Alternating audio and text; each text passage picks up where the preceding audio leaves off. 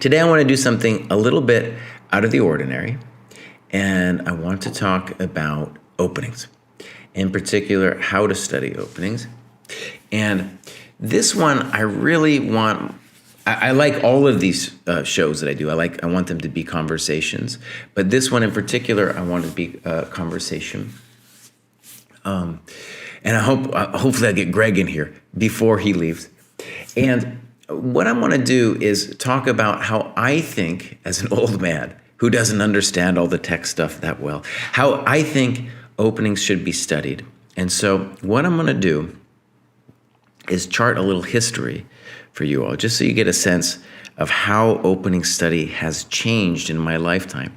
And I'm hoping that that will be helpful in how we approach it, just thinking about how it used to be done. Now, way, way back in the day, there were these things called books, and they would be like opening manuals, and there would be specialty books on openings. And it was weird, right? Because you would get a book and maybe it was 10, 15 years old and maybe like the theory had moved on.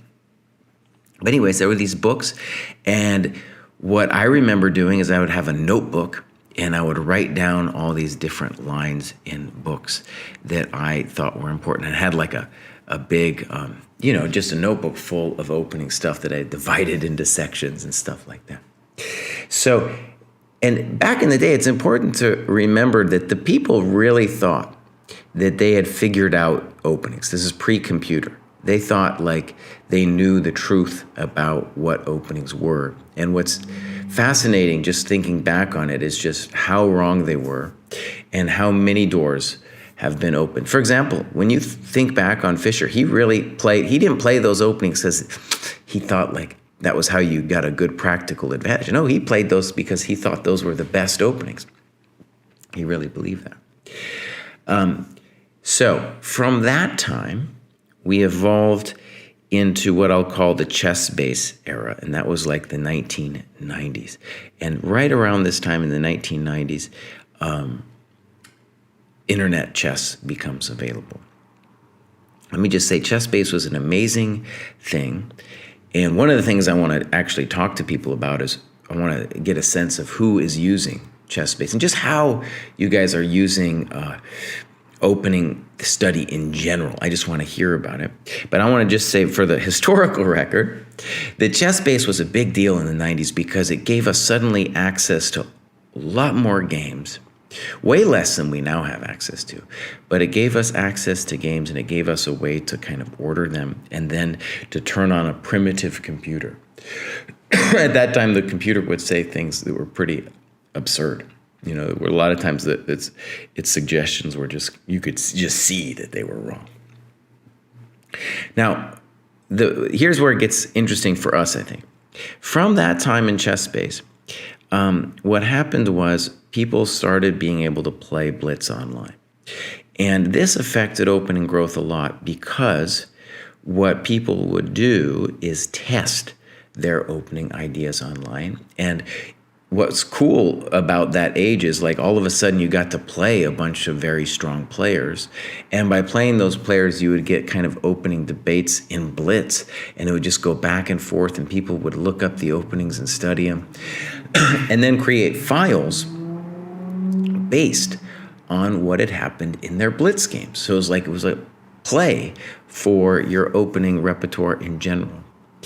And, you know, the weird thing about that, of course, we got to just address is if you play a bunch of Blitz, you're not just doing openings, you're doing all kinds of weird stuff to yourself that's controversial for your own chess improvement. But that's how people did it. And if you talk to old-time GMs, that is how they improved their openings. And it was amazing to get the chance to play all of these strong players, and they would be playing their opening novelties in Blitz games. And then they would incorporate it into these files. Now, these files would become really long. Imagine a tree that's just really branching out, and it goes really deep. And I don't think anyone ever believed that they were gonna remember all of all of the variations in their big old files, right? But they had it in there as a reference tool, and they would, kind of check up on it. And the cool thing about a Blitz event is you go in there and you'd kind of be forced on the spot to try to remember as much as possible of it. Okay, so that, I think, brings us to the modern day, where we then get Chessable. And Chessable, the way I think about it is like, I'm the guy who can't remember anybody's names. I walk into a party and there's John and there's Mary and there's Joey and there's, all these different people. I forget it instantly. And if there was an app where it would be show me a picture of Joey and I was forced to say the name Joey, after a while, I think it would really help. It would really help. And that's what Chessable has done.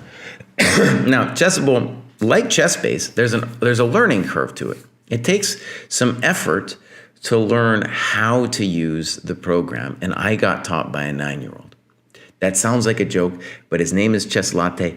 He's part of the Chess Dojo community. He taught me how to do Chessable. I learned it on stream. He showed me the tricks, and I'm going to show you the tricks that he taught me and what I think is like the best use of Chessable. But that's where you guys come in. I want to hear kind of how you do things. And I'm sure there's a wide variety. I assume there's a wide variety of the way you do things. But before I do that, before I describe my situation, I want to get Greg in here before he goes. Greg, give me the down and dirty, the quick version of how you're doing openings these days.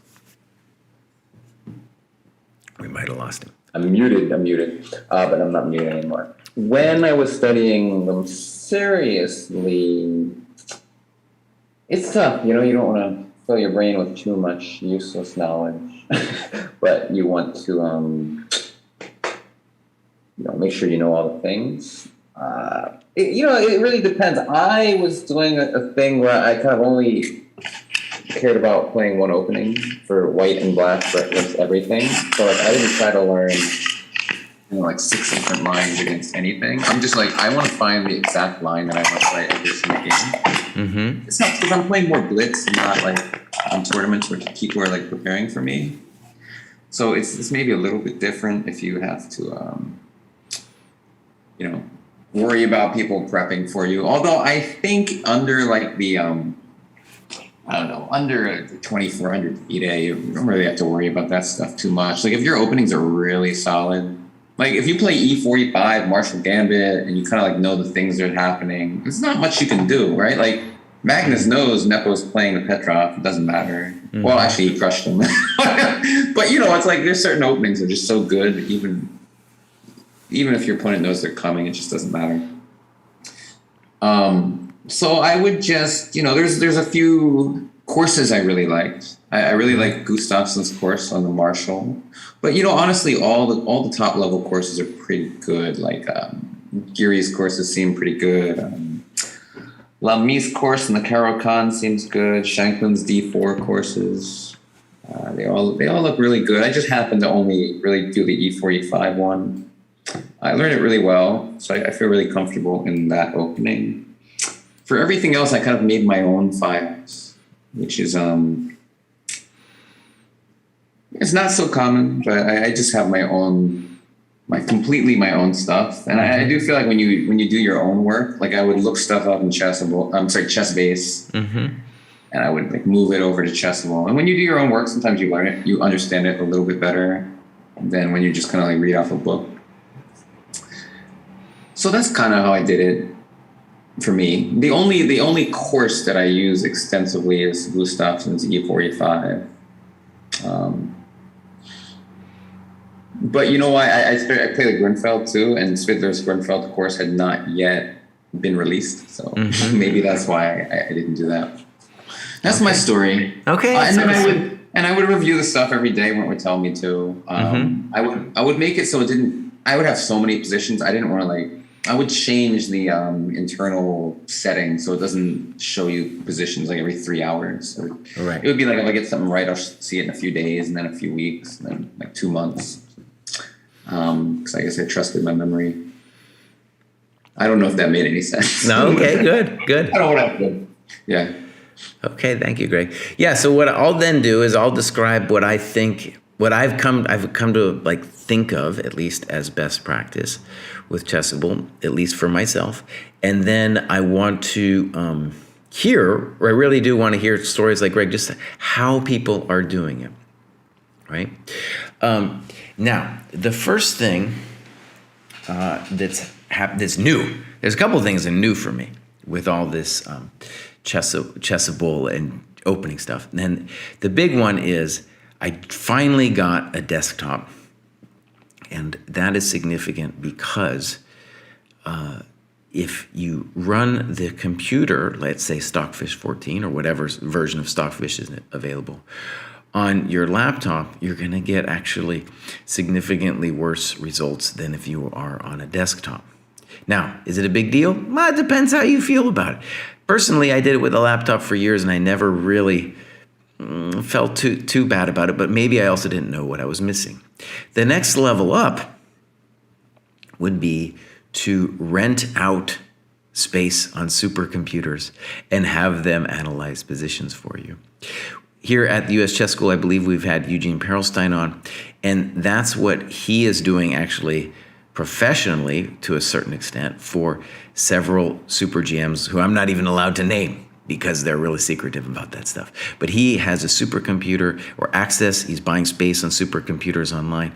They're analyzing the positions for him. And I'm going to talk a little bit about how that might work out in a bit.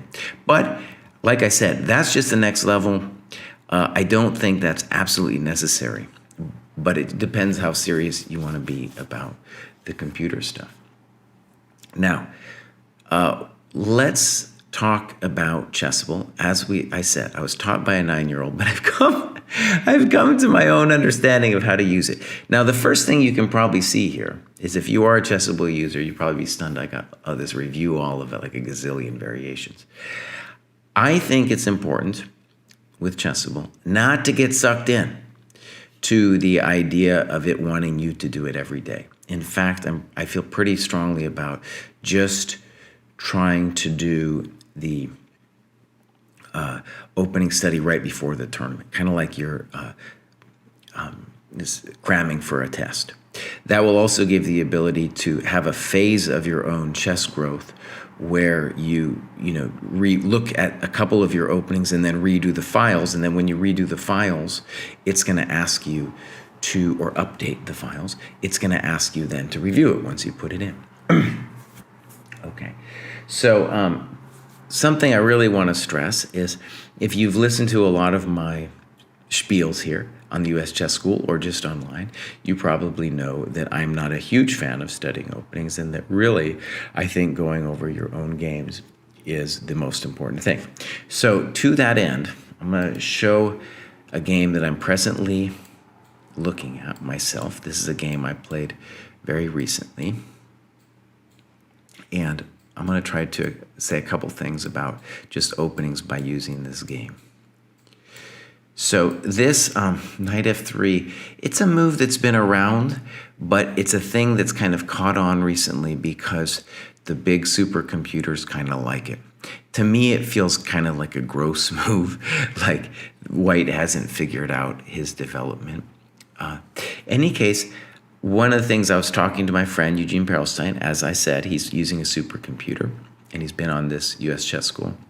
We were just talking openings one day, and he turned his supercomputer on to this position, because I had this position once before, and I think I covered some of that game here at the U.S. Chess School. In any case, I said, well, what I want to do is play f6 here, and then we get this kind of forcing variation. And I didn't know it the first time I played it. I just made it up at the board. But this was a variation that Korchnoi played ages ago, which kind of like made me feel good about it. Now in that game, the first game, it went like this, and we got this interesting endgame that I think roughly equal or something like that. But this guy I'm playing, not a super GM or anything, just a very, I don't know, he was rated like 2100 or something, played knight d3, and I'm pretty sure that's the move that that Eugene's supercomputer wanted. So first things first, we have evolved a heavy distance from when I was first like playing for my own GM title, where when you played at 2100, you were not going to get like very deep opening ideas. In fact, usually you would win the battle of the opening without much problem at all. Nowadays, there's all kinds of spicy stuff that can happen in the opening to you from players you've never even heard of. So let's talk briefly about the position. First of all, I'm mostly on my own, but then I know from Eugene's computer that knight d3, I think, was his computer's top move.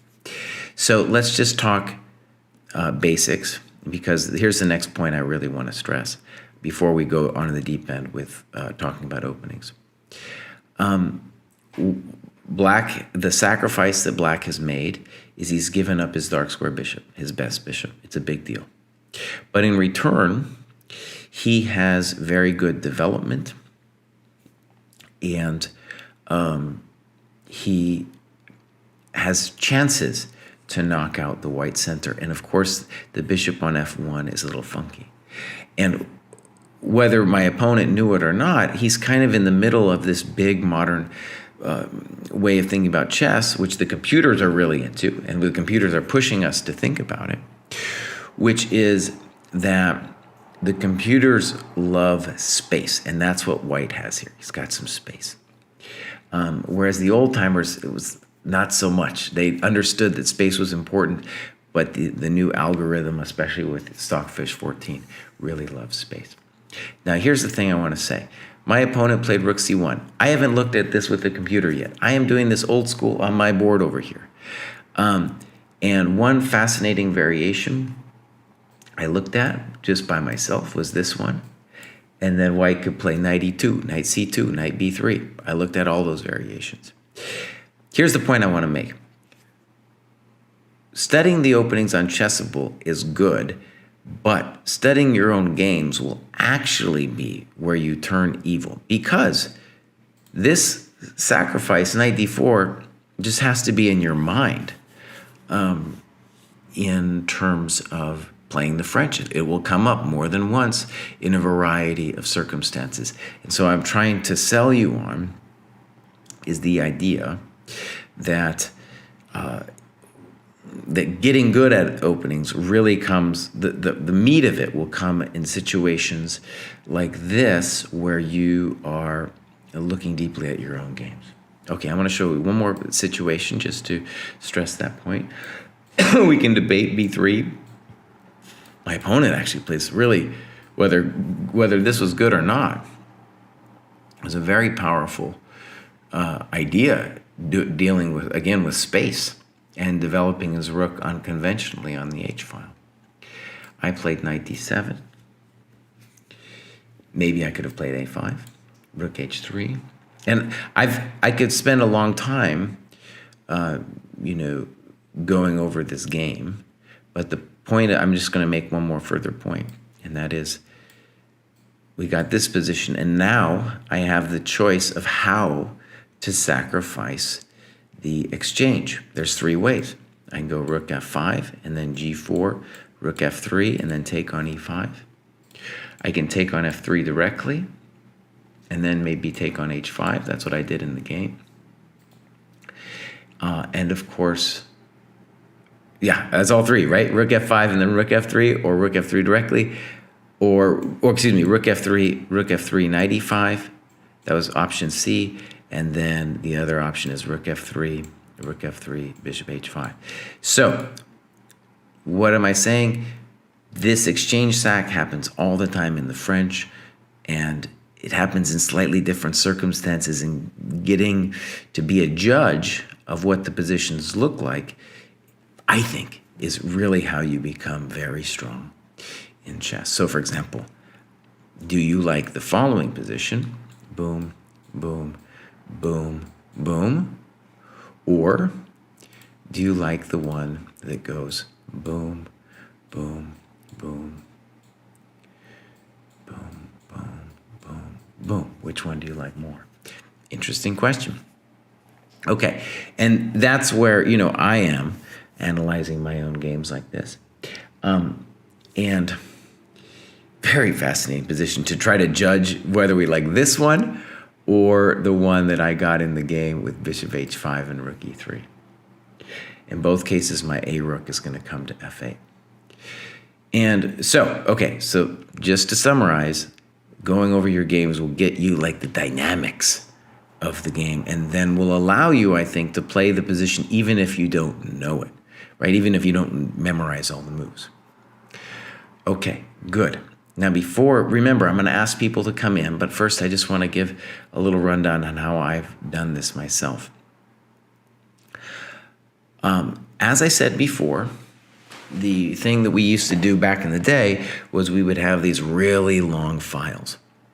Well, the first thing that happens when you go to Chessable is if you do a very long course on Chessable with different variations or alternative variations, it's not going to work out. And honestly, it's maybe a good thing that it doesn't work out. Because what it will do is it will force you to pare down your file to make it as succinct as possible, as small as possible.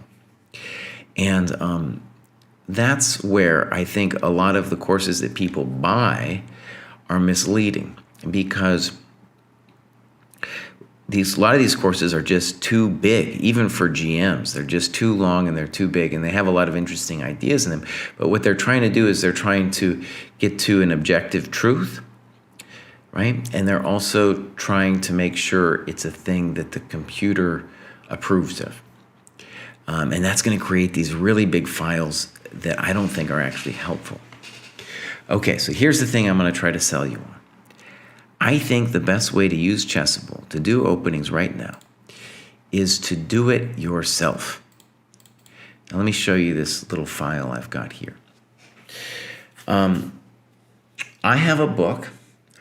I could show it, but it's on my bookshelf, on the Queen's Indian for black, and the guy is named Ruiz, and he gives a long chapter about this bishop b4 variation. Super long chapter about bishop b4. And what I want to say about this is that when you look at my chapter, it's very short. It's very short indeed. And what you can do with ChessBase, and I'm interested to see how other people do this. I don't think ChessBase is necessarily the only way to do this. I think you can maybe use Lichess or other formats, and I want to hear how people do this, but I'm just going to describe how I do it on ChessBase, and I think you can do a similar thing with other setups. I look at the reference database here, and I'm creating the search booster because this is my first time, or this new computer is fairly new to me. Anyways, that search booster will give me a full rundown of what has been played in any given position. And using that, I can really quite quickly see where the main lines go. And really all I need to do, and this is why it's so important, I think, to do it for yourself, is get positions that I think I understand. And then I want to stop them.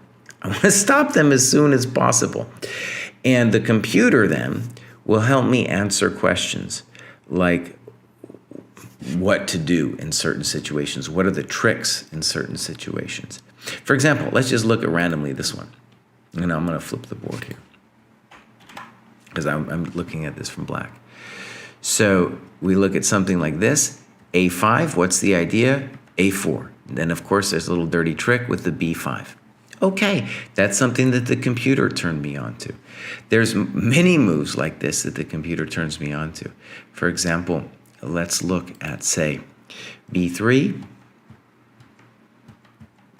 And we just go back and forth. Snip, snop, B5. And the computer says, you're okay, boss, because you can give away the piece. Fine. And that's all I need to know. I don't actually want to know more than that. Or for example, there's a very complicated line with knight d2. Fabi's played this, and I snip, and then I play b5. Is this complicated as all get out? Yes. But as long as I get this far and I understand it, and I have a sense of like what's going on, done. Opening study, done. Now, something that will happen is this will evolve. Maybe I play a blitz game where I have some questions I didn't understand. Maybe I play an actual tournament game. I have some questions. And then what I do, right, is I can grab this thing. This is a beautiful thing of chess base. You just control C this bad boy down here. And then I use Chess Latte's rules for how to do chess base. So let's go back to not chess base, Chessable. And what I would do is I would go into my Queen's Indian file. And then here's my G3 file. And here's a very important thing. I'm gonna just show how here's how it looks right now. But if I wanted to create a new one, this is where it's really important. I want to show everybody. What you do is you say, you can create a course, right? Or you can import the PGN, right? These are my rules. Pay attention. It's very simple, but once you get it, you get it. You switch to copy and paste. I put my file in there. And then I select the course. It's going to be the Queen's Indian course, sometimes known as the QUID. Then it's very important I say create a new chapter for each new title. Now here's very important. If you miss this part, you will go directly to hell. And you will not pass go. You will not pass. You will not collect $200. You must click here. Import all subvariations as their own. If you do not do import all subvariations as their own, you will just get the one basic file and you will not get tested on the sidelines. Then after I import that, it'll ask me, do you want to check it? Boom. And then I check it. Done, you know? And like I said, whenever I'm then ready to go to a tournament, and by the way, I think, you know, the most important thing after a tournament is you go over your games, and then there might be a little bit of time before the tournament. That's when you can review your files and update your files, check them. Don't worry about all the points and the yada yada. What it will do though is it'll give you like a day or two where you really go through all of your variations before the tournament. Okay, I might have a couple words of wisdom to add on top of that, but is there anyone, I would love to hear from anyone who can come in and just give me a basic rundown of how they do things. That's what I'm interested in hearing.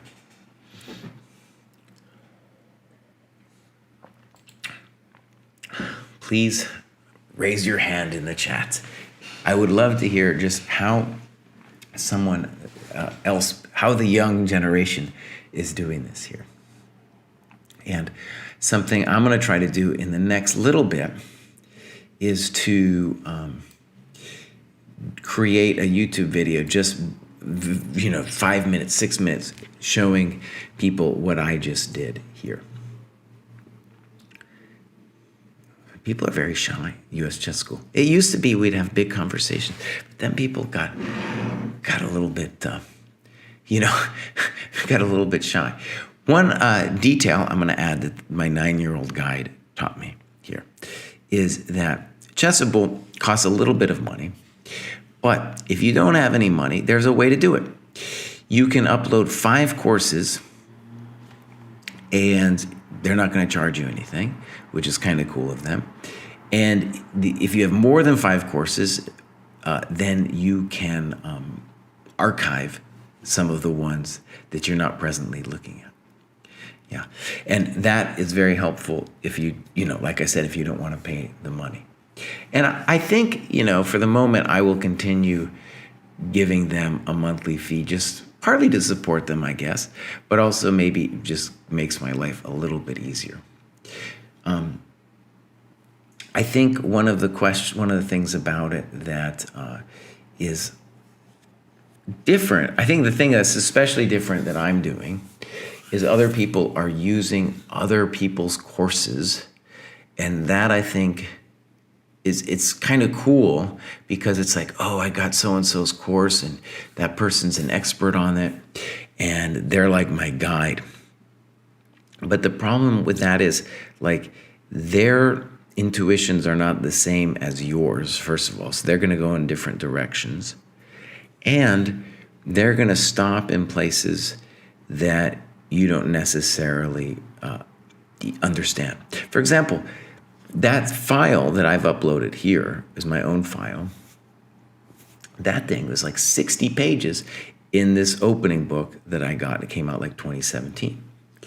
And so you can see that this is not 60 pages. And in those 60 pages, there's a lot of things that I don't even understand, because there's positions that I would have to turn on the computer to understand why the computer wanted it to do it that way.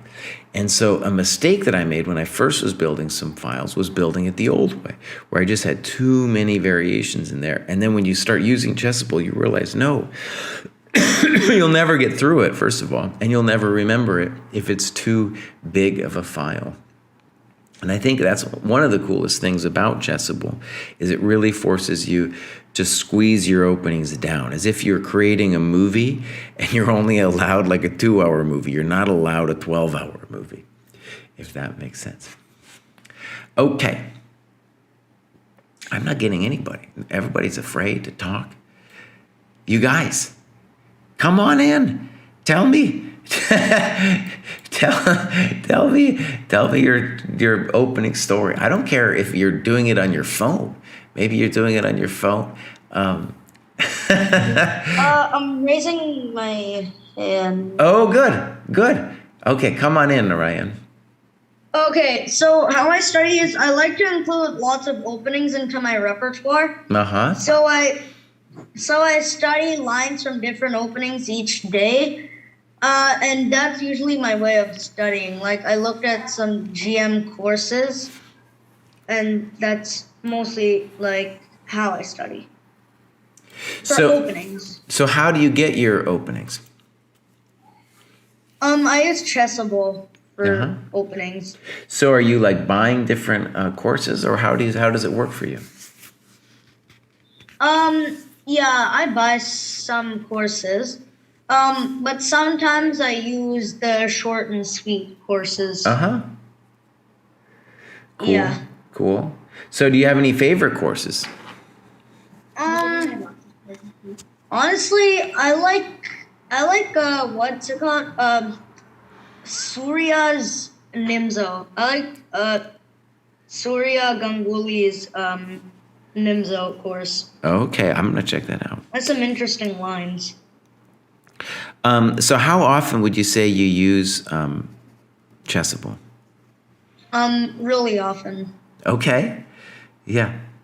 So like that's interesting. And do you feel, how long have you been doing it? Like 1 to 2 months. Okay. Cool. And do you feel it's really helped you? Yeah.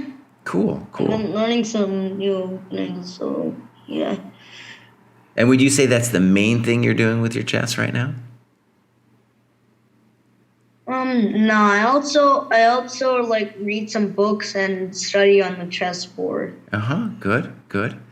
No, that's great. And do you have like, how many courses do you have on your Chessable? Because you said the reason I'm asking is you said you had a lot of courses, and I guess I was wondering, like, does that mean you're kind of doing a broad overview of all kinds of different openings, or how are you organizing it?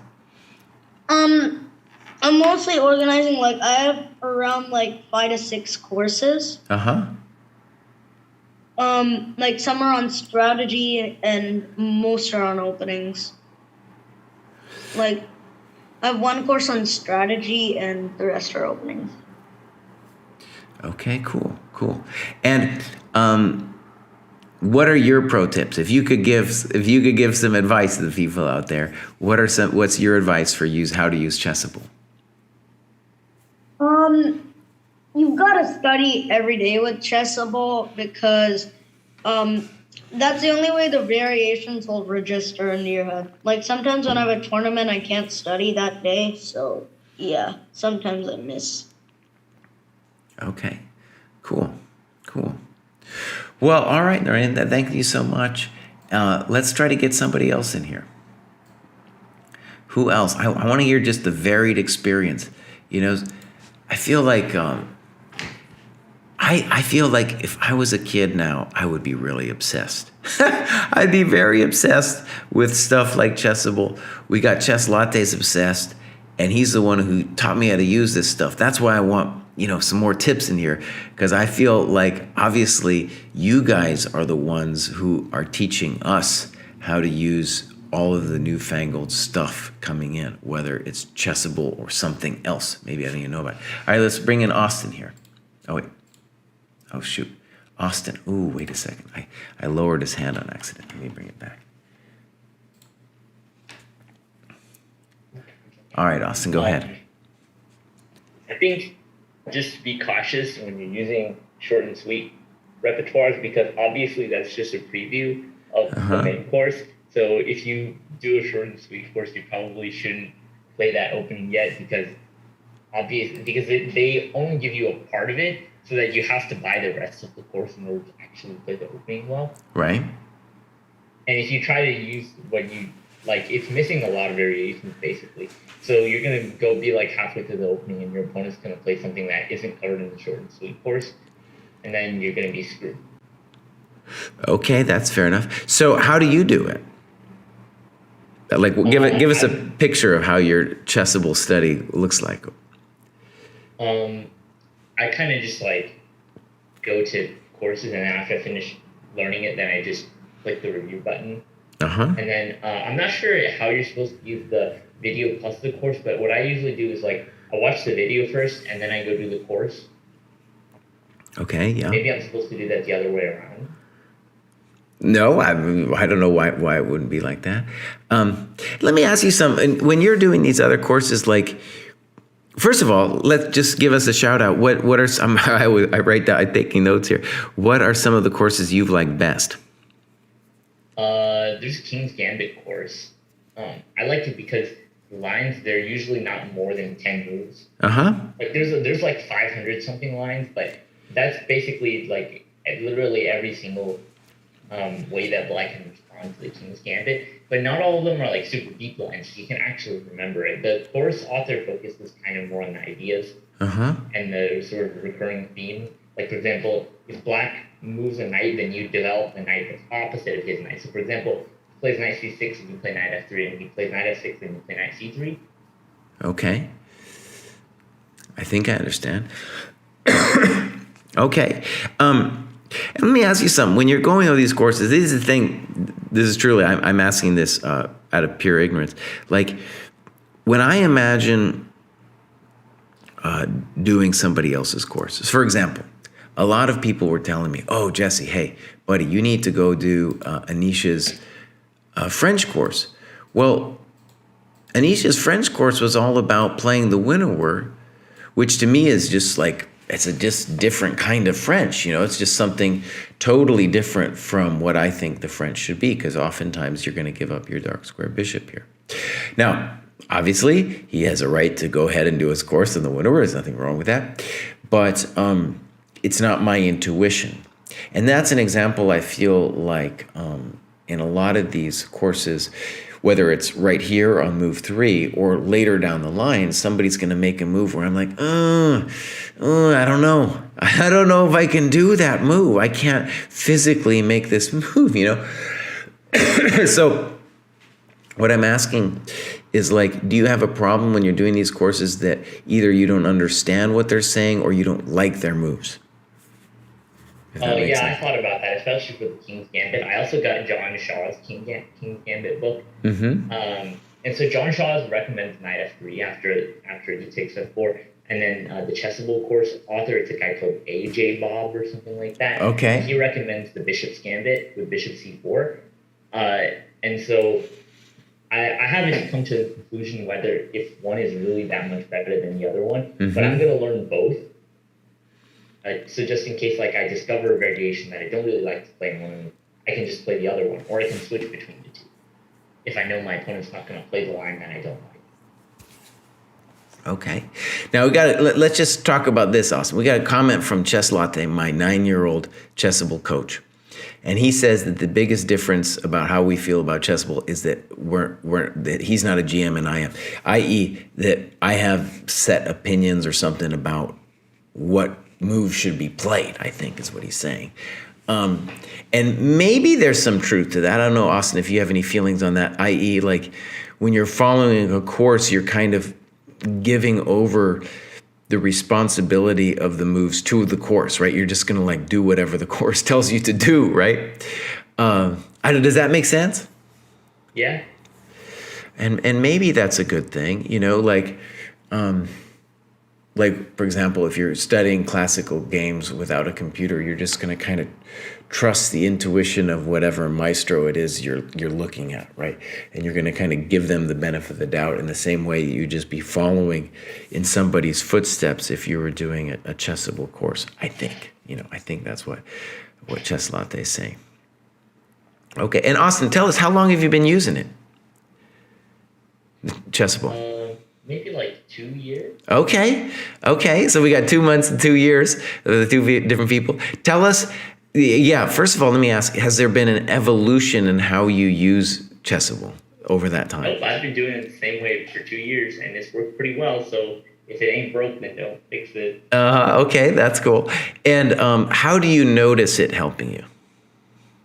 I can beat people with all these like opening variations that course tells me are winning. Like there's this one game I played against this guy called Ethan Boa.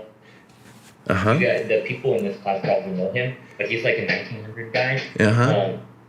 And then he fell for like one of the opening traps that was in like 2 nights course, and then he got into like a completely losing position after maybe 10 moves, and then I just easily won the game. So even if you just win like 3 or 4 games from just opening traps from all the Chessable courses you took, then it's probably still worth it, because those games are just very easy, and also they're very satisfying because your opening preparation paid off and you just steamrolled someone with an opening trap. Okay, cool. Yeah. And do you do other stuff besides the opening as well, like on Chessable? Not really. Their technology is about like spaced repetition and like memorization, so right. That usually works well with openings. But like if I'm trying to study strategical concepts, the problem with memorizing moves is every single position is different. So even if you're able to memorize other moves for one position, it most likely is not going to work for another position. So, if you're learning like an opening line, it's going to be the same every time. So then memorizing it will work. Right. Makes sense. I know a lot of people, for example, like this. It's interesting, this course, 100 Endgames You Must Know, and that's kind of spaced repetition, right? That's an example. I guess you could use it in a place that isn't the opening, but you're right. In general, the spaced repetition is going to be for the opening. Okay, cool. Thank you, Austin. Thank you so much. Anybody else? I want to get more insights into how people are using Chessable, and maybe even if you aren't using Chessable, but have some other way. Anyway, really, of doing openings. Maybe you want to get on here and tell me openings don't matter at all. Trust me, your comment would be appreciated. I kind of just want to get a sense of how you youngins are using opening prep. And yeah, if somebody is using Lichess, I would love to hear how you were doing that, because I've come a little bit around with Lichess, especially when it comes to, let me just say, I teach a lot. And of course, as you know, I really stress to my students that I want them to go over their games. And then part of the process of going over your games is you're going to need a place to put it in, a file, and then like a folder to put that file in. And what I feel that Lichess has done really well, and maybe you could do this on Chessable, but I haven't seen it nearly as smoothly done as they're doing on Lichess, is you can do like a study on Lichess, and let's say you play a tournament, you can put all the games that you've analyzed into this little folder, this little chapter. And that's cool with Lichess. And so I would be interested if someone who is using Lichess, could talk to us about their experience doing openings, because I imagine it's similar. I think one mild difference is if you wanted to turn on the computer, you're just going to be getting like the online computer, which I'm not a computer expert, but they tell me that that's not as good. So I think the gradation, in fact, is Stockfish 14 is going to be amazing anywhere, but the gradation is something like, again, I'm not a computer expert, but I'm just going to tell you what other people have told me, is when you do like an online one, say on chess.com or Lichess, and then you do it on a laptop, that's a step up. And then the next step up is if you do it on a desktop like I have. And then above me, it's going to be when you start renting out space on some supercomputer like Eugene Perelstein is doing. And I'm assuming also, well, we know the top players in the world are doing that as well. It's really weird with those top players, though, because a lot of times the ideas are so deep and weird that it's hard for them, to understand it. So just because you might get closer to what you feel is objective truth, it doesn't necessarily mean it's going to be all that helpful to do it. Got a question. How good of a PC do I need to use to run ChessBase? This is from Austin, who just was talking to us. I think you don't have to have a great computer to run ChessBase. It might run, some of the functions might be a touch slower. The only thing that will really be affected with a nicer computer is your ability to run Stockfish within ChessBase. That's the thing that will be stronger, right? But ChessBase itself, you don't need a supercomputer. It is true that if you're running it, and particularly if you're running the computer, the Stockfish on it, it will suck up. If you're just using like a little tiny laptop, it will suck up your laptop and it will make its fan go crazy. So I guess that's another advantage of me and my new desktop, which I'm just kind of getting acquainted with now. Chess Tempo was also mentioned. I would love to hear if someone's using Chess Tempo. I haven't really played around with that site. And I think, for us old guys, it's important to not have too many new technological things. We can't do them all. But I'm sure that's also true for young people as well, where, for example, you can learn, there's a little bit of a learning curve with chess.com or then Lichess, and then learning all the little tricks takes a while. Chessable, by the way, I feel like ChessBase, it takes a little bit to know where to click. And if I didn't have my 9-year-old coach, it would have been a lot harder, man. It would have been a lot harder. And he taught me more than the tricks that I showed you today. How do you delete a course? How do you do this? How do you do that? It wasn't that easy for me. Okay, anybody else? Raise your hand, please, and I will call on you in the chat. I want to get at least a couple more voices in here about how they use things. Rio, come on in here, buddy. We need Rio in here to tell me how he's thinking. I'm going to ask him to unmute to tell me his life story, his chessable life story. I don't use Chess Temple, but I use ChessBase. Well, tell us what do you use? How do you do it? I use ChessBase. I've heard that Bogart uses Chess Temple. He doesn't use it, but he likes it. So you use ChessBase? Great. And does that mean you just create some files for yourself? Is that right? I check the games and then with the engine as well, and some of the good games as well. Okay, beautiful. No, that's exactly the kind of answer I wanted to hear. So that's really like what we did in the 1990s. So how do you check it so that you memorize it? Or are you playing blitz games with it, or how are you doing it? I usually when I play it, and then if I somehow manage to miss something, I can make it better. But other than that, it's fine. So the way, if I understand you correctly, you've got some files, and then when the new games come in, you check the new games against your files. Is that right? Kind of, yeah. No, with my games as well. With your games as well. Yeah. If it's relevant. Okay, cool. And do you have trouble like remembering your files? I remember most of it.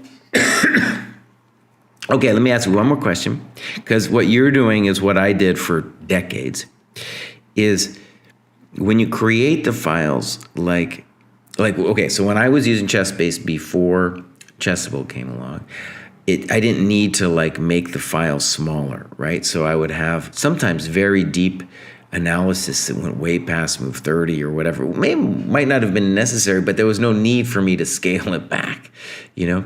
So I'm wondering, when you create these files, are you kind of limiting it to a certain amount of moves, or do you have like what's your method? I don't limit it for some reason. Okay, I probably should. Well, go ahead. I didn't understand. I said I don't really limit it, but yeah. Okay. No, I mean, I think it's because the weird thing is, unless you use Chessable, there wouldn't be any reason to really scale it down, you know? You would just, it would just get bigger and bigger. For example, I played all these Blitz games, and every time I played a Blitz game, or not every time, but every time it seemed kind of interesting, and I'd be playing some other GM or title player online, and they would throw some interesting idea at me. Well, then I would, check it, put it in my file, and then that file would just get bigger and bigger, That's kind of interesting. Just difference between the old school way of doing things, I think, and the Chessable way, which really, I think, forces you to bring it down a little bit. Okay, Rio, thank you so much. That was very interesting. Anybody else? Anybody else would like to come in here? I want to hear at least a couple more voices. How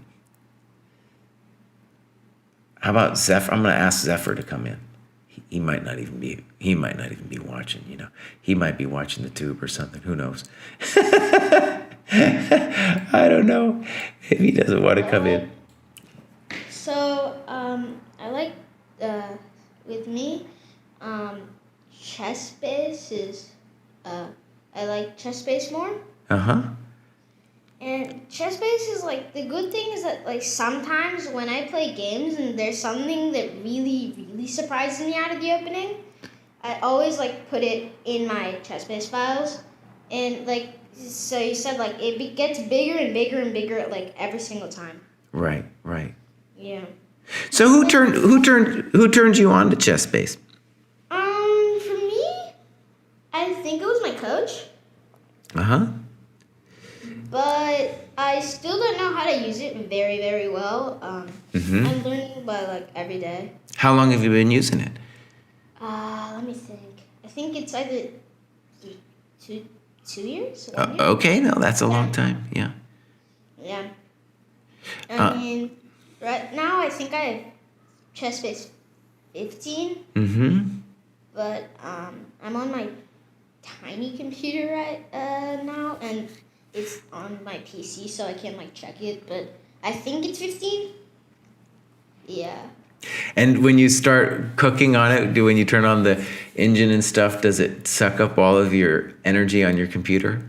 Well, because it's on my big PC, no. But there's this thing. So when you go to different places, I normally connect the device that I have to the computer, to the ChessBase, to the computer on ChessBase, and there it sucks up a lot of battery because it's a regular computer. Right. And have you played around with Chessable at all?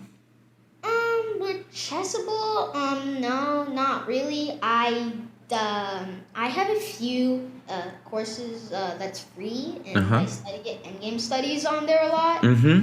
And I know it's normally for openings, but there's not many openings that I don't know already that are free. Okay, and right. I'm not going to spend the money that much on Chessable. Right. Because I already have ChessBase and like Chess Tempo and Chess.com and BChess. What do you do with Chess Tempo? Because I'm not really too. Chess Tempo, I have you do tactics on there, and once or twice I used it for opening. It is a good tool for opening repetition. Oh, so you can do like something similar to Chessable on Chess Tempo? Oh, okay. Good to know. Good to know. Here we Yes, go. there's also a feature on ChessBase that's replay training. You can check all your files. It's just for the main line, but you can check your main line. Okay, good. Okay, well, thank you for sharing. That was great.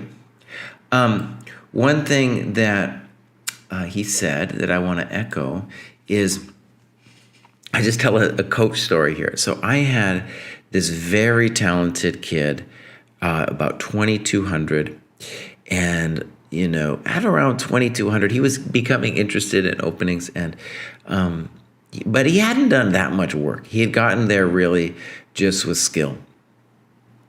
And I said, well, let's get you some ChessBase. And it was a very big learning curve for him. It was very difficult for him, psychologically even, because there were so many things that he had to learn with ChessBase that took a while. So, for example, let me just give you some quick examples that if you didn't know, it would just maybe make you scream, right? So, Jesse, you closed down your ChessBase. You closed down your ChessBase? That's terrible. So, for example, let's say, oh God, okay. So, see, ChessBase does, here, let me give you an example. So there's a new computer, I'm just setting it up, but it got rid of my files here, and I have to reload them. And why ChessBase did that to me, no one knows. And so that's an example of ChessBase screwing with me and everybody else. Can I fix it? Yes. Do I know how to fix it? Yes. And let me just show, these are just a bunch of games. Let's just pick this one up. This is a game from 1572. Like the trick, for example, to know that here I can Control C this, and grab it is kind of a big deal. And then if I go, let's say over here, and I do a new board window, it's kind of a trick too that I know I can just Control V it and put it in the board window. All kinds of stuff like that, where there's little tricks of the trade. Chessable has it too. It's not immediately obvious. So with all these sites, like there's a learning curve just to get the technological details right. They can be very frustrating. For example, Chess Tempo, I don't really know anything about. It's probably a cool site, but I can't learn. I could, but I don't really want to learn new technologies, right? So I got ChessBase and Chessable. And honestly, part of what I was interested in doing today is to hear what you guys are doing. And for the moment, I guess my takeaway is Chessable is the biggest one, but we got Chess Tempo, and a good amount of people are using ChessBase, which is cool because ChessBase really is the old time program. And I'm going to guess that for the most part, the people using ChessBase are the ones whose coaches pushed them on it. Just like in my own coach's story, I pushed it on my student. Okay, good. I'm going to leave it there. And as I mentioned, what I will do is I will upload to YouTube a brief synopsis of how I do the opening study for myself. And that will be, if you missed it or you just want a quick rundown, I'm going to post that hopefully in the next couple days. All right, everybody. Goodbye. It was a great